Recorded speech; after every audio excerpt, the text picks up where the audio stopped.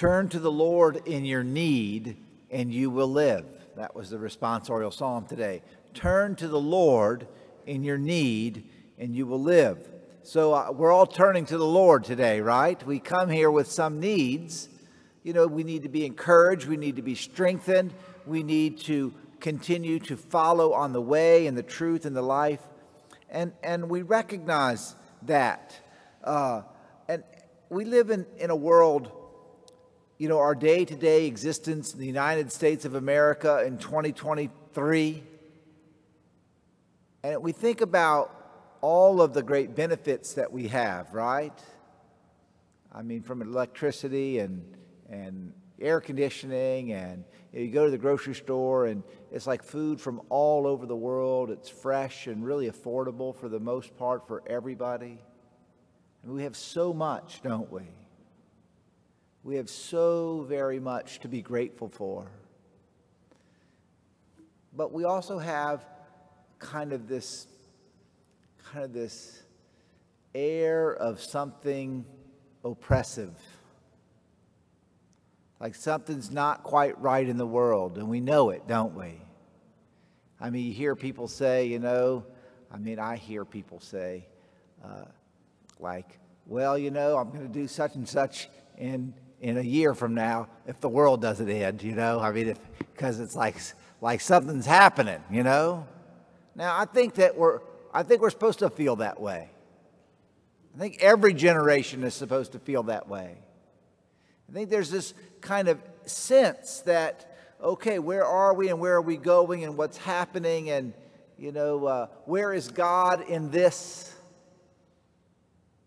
Now, you try to put yourself for just one moment back in Egypt, 5,000 years ago,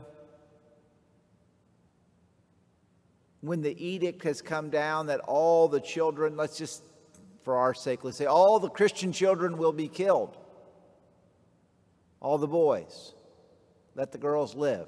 Can you imagine that? Like the government is doing that? Well, that's what's happening. That's what's happening in the first reading today.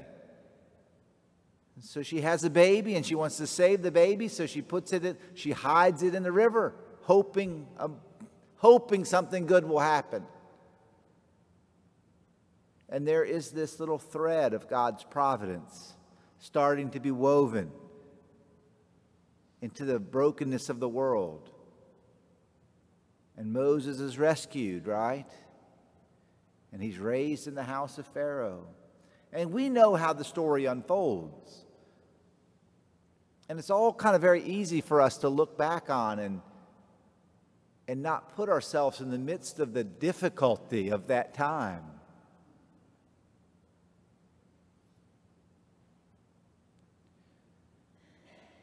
Is God's providence working out right now? Is God's plan unfolding right this second? Is it? It absolutely is. But do we see it?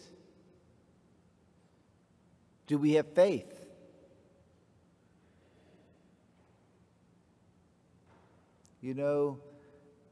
When Jesus showed up in Capernaum and Tyre and Sidon, and he's doing these miracles, what was the response of the people? Do something bigger. Show me another trick. And they couldn't see or hear. And there was Jesus in their midst working. And they were blind and deaf and dumb to it. Now you think about the circumstances. We had the reading about Sodom and Gomorrah a few weeks ago. And Sodom and Gomorrah were incredibly, almost indescribably corrupt cities. The sexual promiscuity and the sexual perversion that was happening, and how the people were treated, the angels that came. And what does Jesus say? He says, if the mighty deeds done in your midst had been done in Sodom, they would have repented. Now, once again, we're spectators looking back on events 5,000 years ago and 2,000 years ago.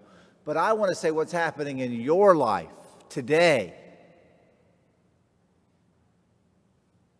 What's happening in my life? Do we see? Are we faithful? Do we have eyes to see and ears to hear? Do we trust in the providence of God? Do we understand that things aren't, it's just, this is the fruit of my own recent prayer life. It's like, Lord, I want to see. I want to see. I want it to happen this way so that I can see it right now. And it's like as if Jesus said to me, Michael, read the Bible. Look and see. I promise you, it is happening right now. But do you have eyes to see and ears to hear? Now, my brothers and sisters, I think we're even better off. We have even more than Chorazin and Bethsaida and Sodom. We have even more than, Capernaum. We have the sacraments of the church. We have the Mass. God is showering us with these graces and asking us to be awake and alive to them. I'm fearful in some respects that Jesus would come up to me and says, Michael, if the mighty deeds that I've done for you had been done in Capernaum, they would have repented. So the bottom line is we have to open our eyes and our ears to see the hand of God in our midst. We have to be men and women of faith day by day. And when we have needs, what was the responsorial psalm? Turn to the Lord in your need, and you will live. Turn to the Lord in your need, and you will live.